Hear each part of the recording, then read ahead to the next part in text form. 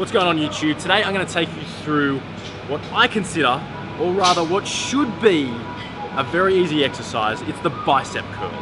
So many people in gyms these days think they've got the bicep curl covered, but I'm about to rock your world.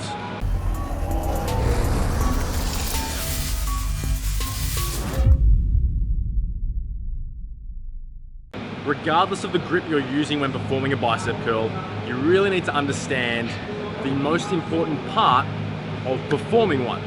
And that is, to train the bicep, all we're doing is flexion at the elbow, or rather the movement that we're incorporating is flexion at the elbow. Quite simply, that movement.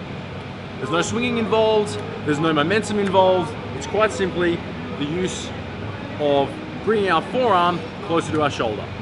Now, one of the really important things you need to understand is that when we are at full flexion,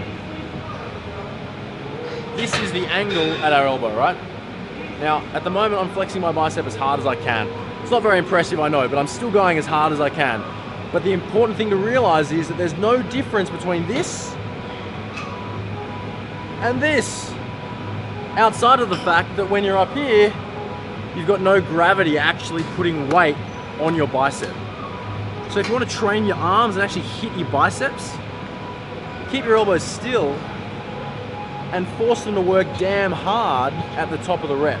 So like I said, training arms is all about manipulating your angles. How can you force as much of the weight that you're lifting through the target muscle? The answer is pretty much keep your elbows still.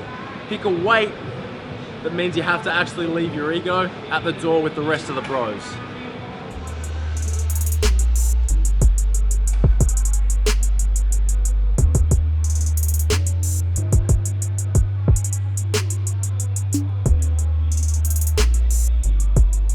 Now, ultimately, maybe you won't be able to lift quite as much weight as when you were doing your bro curls before. But the thing is, when you were doing the bro curls, chances are the weight that you were lifting, you weren't actually directing straight through the target muscle anyway. So pick a weight that you can comfortably get 15 to 20 reps on with your bro curl. From there, try and stick with really strict form, and I promise you, the pump will be real. So use this regardless of the grip that you ultimately use for your bicep curl. Whether it be a hammer grip or any variation or angle between that and a completely supinated grip, focus on manipulating those angles to drive as much force as possible through the target muscle, the bicep. Now, as a side note on that, if you're looking at getting the maximum contraction possible, think about incorporating a supinated grip. Now, supinated grip refers to palms facing upright. Now, as you can see, if I go from a hammer grip to a supinated grip, my bicep is automatically activating even more.